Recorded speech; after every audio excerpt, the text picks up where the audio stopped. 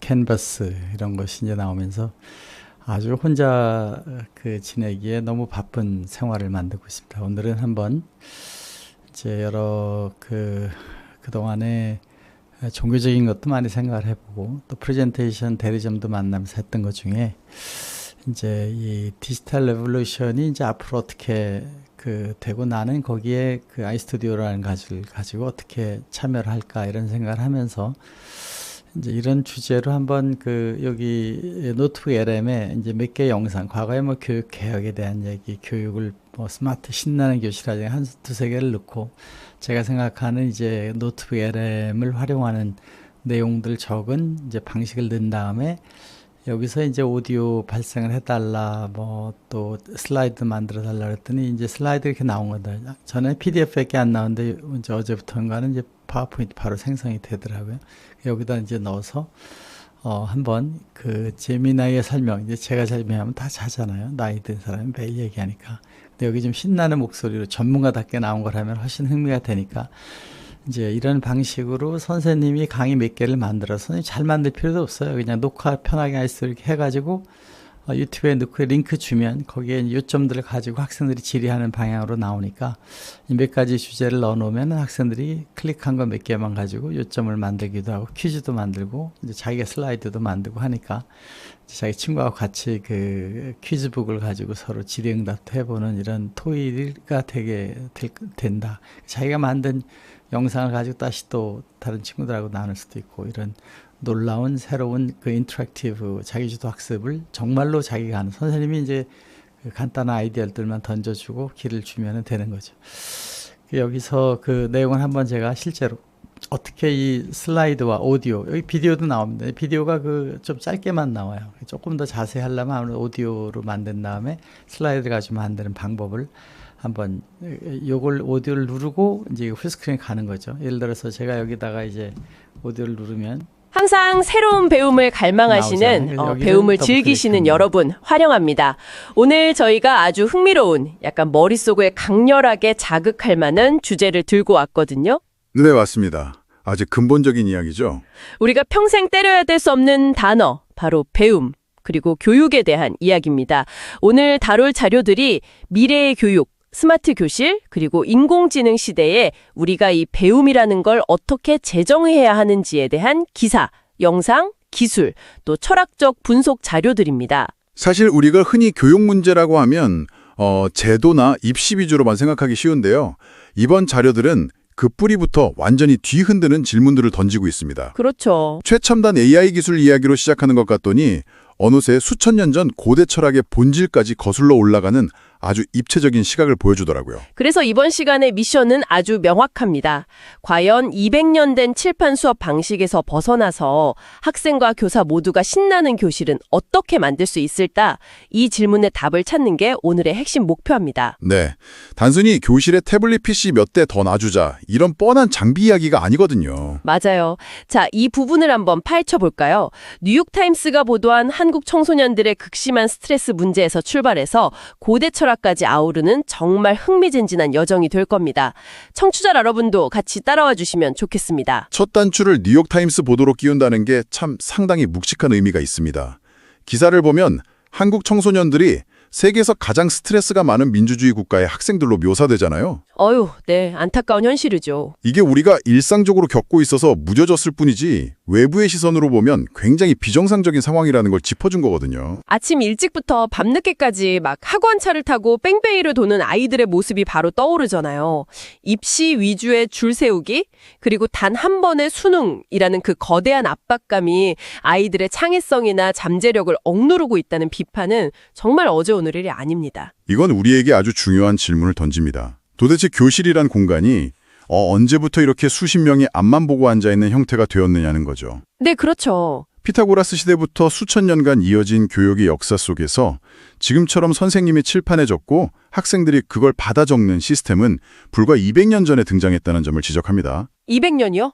인류 역사 전체를 보면 정말 눈 깜짝할 시간인데 우리는 마치 이 네모난 성냥갑 같은 교실과 칠판 시스템이 태초부터 존재했던 완벽한 정답인 것처럼 믿고 있었던 거네요. 맞습니다. 산업혁명 시대의 공장 노동자를 길러내기 위해 효율적으로 세팅된 시스템이 지금까지 온 거죠. 그 시대적 격차가 지금 교실 붕괴의 핵심 원인 중 하나라고 분석하고 있습니다. 청취자 여러분도 지금 당장 주머니에서 스마트폰 하나만 꺼내면 인터넷과 유튜브로 전 세계를 실시간으로 볼 수 있는 시대를 살고 계시잖아요. 그렇죠. 정보의 속도는 빛의 속도인데 네, 그런데 학교라는 공간은 여전히 아날로그적인 지식 주입에만 머물러 있으니까요. 그러니 학생들이 수업 시간에 잠을 자게 되는 현상이 어쩌면 너무 당연하게 발생하는 거고요. 여기서 정말 흥미로워지는 부분은요. 이 간극을 해결하기 위한 해답을 최신 기술이 아니라 오히려 아주 오래된 지혜에서 먼저 찾고 있다는 점입니다. 그 부분 정말 신선했습니다. 자료에 등장하는 고대 철학과 종교의 지혜 말이죠. 불교의 부처님이나 유교의 공자가 제자들에게 지식을 단순히 주입한 게 아니잖아요. 네, 맞아요. 머릿속에 억지로 쑤셔 넣는 가르침을 한 게 아니죠. 스스로 깨달음을 얻을 수 있도록 방향을 제시하는, 그러니까 가르침을 실천했다는 점이 정말 와닿았습니다. 지식을 외부에서 주입하는 게 아니라 내면에서 끌어올리도록 유도했다는 철학적 뼈대죠. 그리고 이걸 한국의 건국 이념인 홍익인간정신과 연결한 대목이 아주 인상 깊었습니다. 홍익인간이요? 보통 널리 세상을 이롭게 한다 정도로만 알고 넘어가잖아요. 네. 하지만 단순히 좋은 대학에 가기 위한 스펙 쌓기가 아니라 개인의 내면적 성장에 초점을 맞춥니다. 모든 개개인은 신의 파편이자 고유한 재능을 가지고 태어났다는 거죠. 각자의 고유한 빛이 있다는 거네요. 그렇죠. 개인이 내면의 기쁨을 통해 지식을 깨닫고 그 재능으로 타인과 사회에 이롭게 기여하는 것. 그게 진정한 교육의 본질임을 설명합니다. 여기서 아주 중요한 개념이 하나 등장하는데요. 네, 화이트 페인, 즉 하양 구통이라는 개념이었죠. 맞습니다. 무언가를 진정으로 배우고 깨우치기 위해서는 뇌가 뻐근해지는 인지적 부하가 반드시 따릅니다. 하지만 이건 나를 파괴하는 스트레스가 아니라는 거죠. 운동선수가 한계를 돌파할 때 느끼는 근육통처럼 나를 성장시키는 건강한 고통이라는 거잖아요. 이것을 더 큰 관점과 연결해보면 지식은 외부에서 강제로 각인될 수 없다는 물리적 원리를 알 수 있습니다. 스스로 묻고 찾는 자기 주도적인 대화의 과정을 통해서만 진정한 내면의 영혼의 지식이 된다는 걸 차분히 풀어주고 있습니다. 외부에서 USB 복사하듯 지식을 꽂아 넣을 수 없다는 뜻이군요. 자, 철학적으로는 너무 완벽하고 이상적입니다. 그런데 청취자 여러분도 당장 이런 의문이 드실 겁니다. 그렇다면 이 철학적 이상을 60명이 앉아있는 현실의 교실에서 도대체 어떻게 구현할 것인가? 물리적으로 불가능해 보이죠. 바로 이 지점에서 인공지능과 아이스튜디오 같은 방송기술의 등장이 소개됩니다. 디지털 전환이 교실의 작동 원리 자체를 바꿔버리는 거죠. 과거에는 한 명의 교사가 수십 명 개개인에게 맞춰서 질문을 던지는 게 불가능했습니다. 하지만 제미나이나 노트북 LM 같은 인공지능이 그 병목을 뚫어버린 겁니다. 학생 주도형 AI 학습법이 어떻게 이루어지는지 구체적으로 한번 그려볼까요? 학생들이 이제 학교에서 멍하니 펜서를 구경하지 않습니다. 집에서 노트북 LM이나 AI 튜터를 이용하는 거죠. 선생님이 제공한 짧은 요약 영상을 바탕으로요. 한 10분에서 15분 정도 되는 분량이죠. 네, 그걸 보면서 단순히 눈으로만 보는 게 아니라 스스로 질문하고 마인드맵을 그리며 자신만의 노트와 퀴즈를 생성해 지식을 체득합니다. 이 과정 자체가 아까 말씀하신 화이트 페인을 겪는 거고요. 진정한 의미의 플립러닝, 즉 역진행 수업이 완성되는 순간입니다. 여기서 또 하나 엄청난 기술이 아이스튜디오를 활용한 텔레프레젠테이션 기술입니다. 선생님들이 복잡한 방송국 스위처나 PD 없이도 스스로 강의 영상을 뚝딱 만들 수 있잖아요. 네, DIY로 매우 높은 몰입감을 주는 영상을 만드는 거죠. 강사의 시선 처리와 제스처가 인공지능으로 보정되어서 스마트폰 스크린을 통해 학생 한 명 한 명에게 1대1로 눈을 맞추며 말하는 듯한 효과를 준다고 합니다. 눈 맞춤이 교육에서 주는 심리적 효과는 상상을 초월하거든요. 마치 나만을 위한 과외 선생님 같은 느낌을 주는 마법이죠. 이렇게 집에서 AI로 완벽하게 선행학식을 마치고 오면 학교에서의 역할이 완전히 바뀝니다. 선생님은 더 이상 지식을 전달하는 티처가 아니라 코처로서의 역할을 하게 되죠. 네, 교실은 더 이상 강의를 듣는 곳이 아닙니다. AI로 선행학습한 내용을 바탕으로 조별로 하브루타 방식의 토의를 하고 선생님의 컨설팅을 받는 창의적인 만남의 장이 되는 겁니다. 스터디 그룹처럼 변모하는 거네요. 그래서 이게 다 무슨 의미일까요?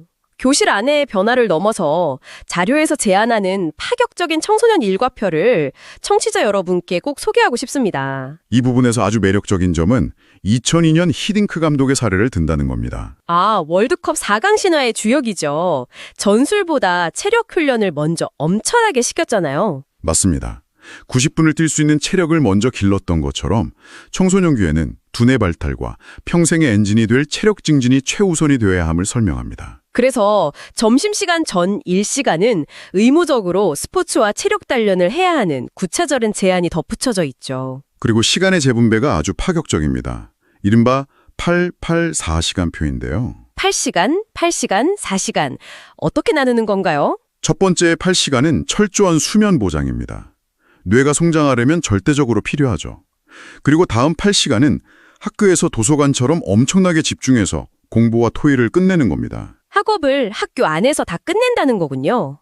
그럼 나머지의 약 4시간이 방과 후 시간인데 여기를 학원이 아닌 다른 곳에 써야 한다고 강력하게 주장하고 있습니다. 네, 학원이 아니라 가족과의 대화, 음악, 무술, 취미 등 창의성을 기르는 가족 문화 시간으로 돌려주어야 한다는 거죠. 학원 뺑뺑이가 아니라 인간 본연의 감성을 키우는 가족과의 시간. 정말 이상적이면서도 논리적인 귀결입니다. 그리고 이런 변화가 꼭 물리적인 학교 건물 안에서만 일어날 필요도 없잖아요. 그렇죠. 스마트폰, 4G, 5G 통신망에 더해서 홀로렌즈 같은 VR 기술이 결합되면 미래형 캠퍼스의 모습은 완전히 달라집니다.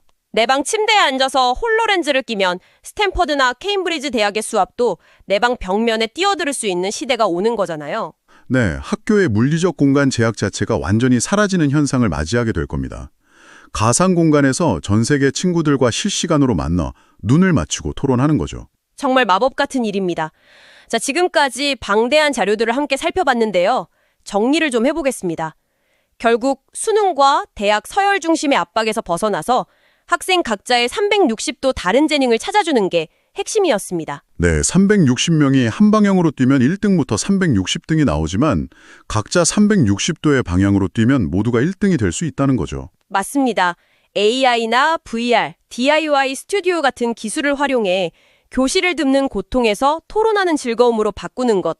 그것이 우리 미래 세대를 위한 교육의 해답임을 되짚어보게 됩니다. 여기서 놓치지 말아야 할 통찰은 이런 첨단 기술의 궁극적인 목적이 인간을 소외시키는 게 절대 아니라는 겁니다. 오히려 반대죠? 네, 오히려 본질적인 인간성, 앞서 말한 홍익인간과 내면의 깨달음을 회복하는 데 있습니다. 사람과 사람이 직접 만나 소통하고 눈을 맞추는 교실 본연의 가치를 되살리는 도구인 셈이죠. 기술의 끝이 가장 따뜻한 인간성으로 돌아온다는 통찰, 정말 멋집니다. 오늘도 끝까지 귀 기울여주신 청취자 여러분, 저희가 준비한 심층 탐구는 여기까지입니다. 하지만 언제나 그렇듯 헤어지기 전에 여러분이 일상에서 계속 곱씹어 보실 만한 도발적인 질문을 하나 던져드리고 싶습니다. 네, 어떤 질문인가요? 만약 인공지능이 우리 개개인의 학습 속도와 취향을 100% 완벽하게 파악해서 맞춤형 지식을 제공하고 홀로렌즈를 통해 전 세계 친구들과 실시간으로 눈을 맞추며 토론할 수 있는 가상교실이 현실화된다면 미래의 학교는 과연 물리적인 건물이라는 한계를 벗어나 우리가 숨쉬는 일상이자 세상 전체로 녹아들게 될까요? 아주 현실적인 상상이네요. 그렇다면 그때 우리 동네 한가운데 덩그러니 남은 빈 학교 건물들은 과연 어떤 용도로 쓰이게 될까요? 거대한 스마트 농장일까요? 아니면 세대 간의 지혜를 나누는 커뮤니티 공간일까요? 청취자 여러분의 머릿속에 어떤 낯선 풍경이 그려지시는지 궁금하네요. 오늘 던져드린 생각의 씨앗들이 여러분의 상상력 속에서 계속 확장되기를 바랍니다. 저희는 다음번에도 세상의 이면을 들여다볼 수 있는 흥미로운 주제를 안고 찾아오겠습니다. 계속해서 배움을 즐겨주세요. 네, 지금 이런 방식으로 이제 이쪽을 보이고 있는데 지금 아이스튜디오가 이제 저기 밑에 있는데 이 방식이 이렇게 나와야 되는 다른 걸 눌렀습니다. 아무튼 여기서 보여드린 그 내용은 지금 요 파워포인트는 이제 노트 LM에서 만든 슬라이드인데 이게 순서가 오디오랑 딱 맞춰져 있지 않습니다. 그러니까 여기서 이제 작동을 해가면서 그 LM에 있는 내용을 한 것이고요. 여기도 이제 동영상이 나오는데 조금 짧게 나오죠. 그 동영상들이 나오고 하는데 아무튼 아주 재미있습니다. 그 선생님들이 아이디어만 주면 학생들이 찾아가는 수업의 방식으로의 변환이 이제 가능하다는 뜻에서 오늘 한번 뭐 시차가 지금 적용이 안 돼서 자꾸 점심 때 깨는데 이게 와가지고 한 편 만들어 봤습니다. 여러분 감사합니다.